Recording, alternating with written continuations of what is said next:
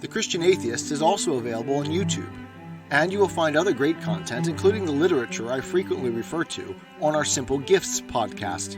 If you find our content helpful, consider supporting us through PayPal at Romans5@comcast.net. Welcome to The Christian Atheist, where faith and reason fuse in the incarnation. Episode 10, Afterthoughts.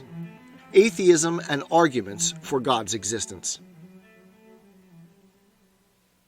A friend and listener has asked me to address my thoughts on the arguments for God's existence, as I have said that they served no purpose for me as I went through the looking glass. This rehearsal of my journey has been personal and gut-wrenching for me, but enlightening as well. I do not mean to assert that all atheists are like me, or that my path back to God is what others need to follow. God meets each of us where we need to be met, I think. I studied apologetics in Bible college, and on my own. I had done evangelism on the streets of Jamaica, Philadelphia, and New York, and don't forget my never-ending hunger to know everything.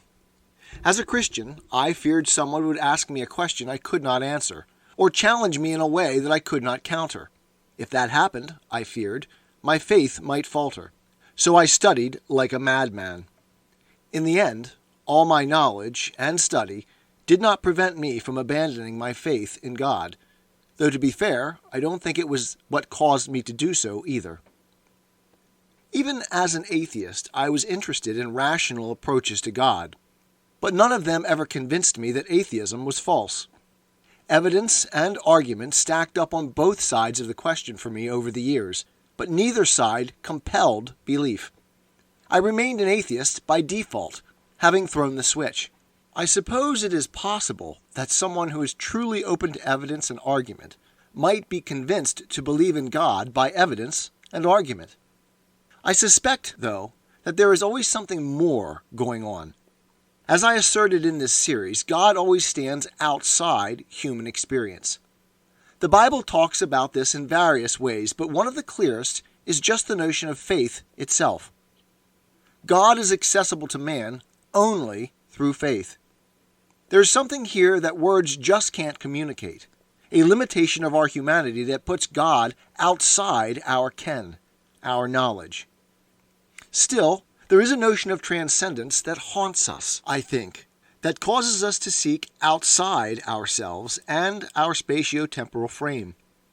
We are the only creatures who can think about limitations as limitations, and thus conceive of an outside to our particular box, a metaphysical reality beyond us. Along with this sense of something beyond our senses comes the ability to accept or reject that additional story. Faith, too, is one of those tools that rationality, the spark of the divine, imparts to us. I am reminded here of the present state of astrophysics and the positing of the multiverse. There are scientists who believe in the multiverse, so much so that they are trying to devise experiments to test whether or not it might exist. That is, their actions are reflecting their beliefs. Watch what people do, right? Faith motivates action. So, back to the question. What value do I find in the arguments for God's existence? They're fun to engage as intellectual games, and even may help to reinforce beliefs for those who already believe. But I think most non-Christians, and almost certainly most atheists, who have usually thought longer and harder about these issues than most religious believers, will not find them compelling.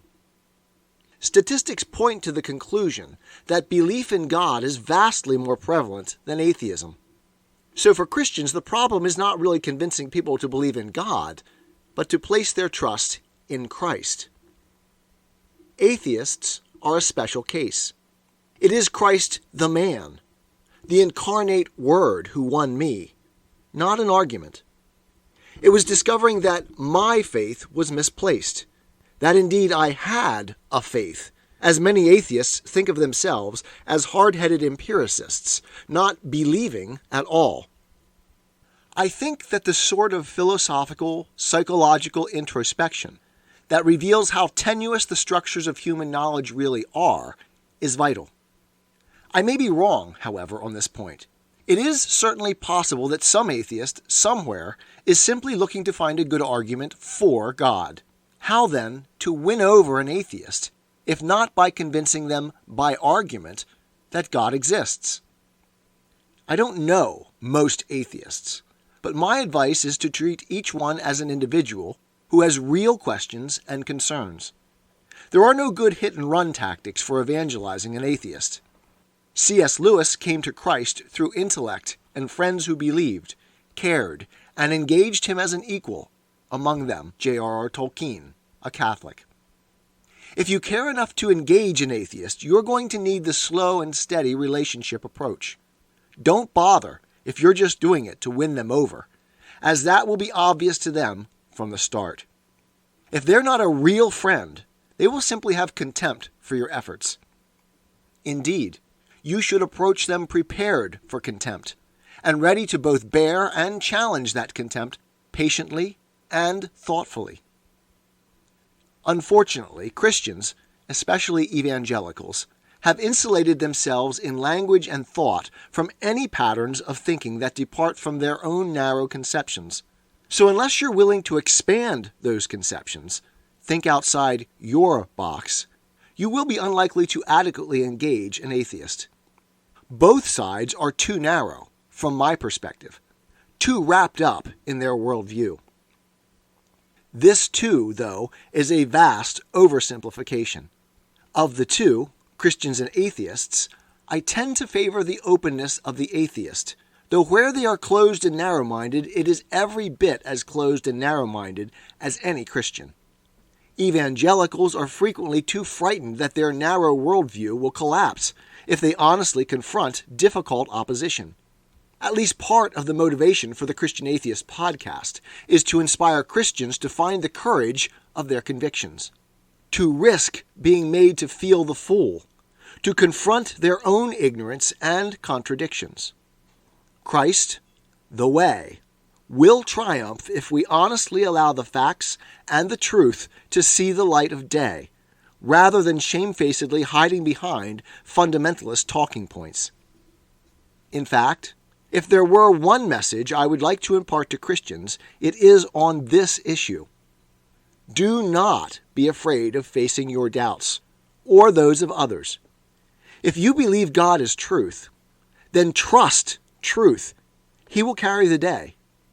If you can't answer all the arguments of the doubters, do not despair.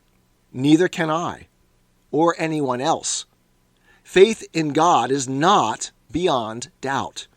Doubt is part of the very essence of faith. Jacob wrestled with God and won. Talk about a fascinating paradox. His new name, Israel, became the name of his descendants, those who struggle with God. Let us too wrestle and hold on to him. We too will be wounded, but as we limp, we can do all things through him who strengthens us.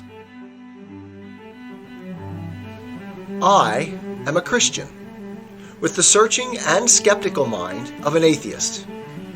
I don't want to believe anything that isn't true. I know both sides of the looking glass, and I know them with open eyes. I choose Christ's side. I invite you to join me from wherever you stand before the looking glass. That's this week's episode. Thanks for listening, and remember, you can have your religious cake and eat it too.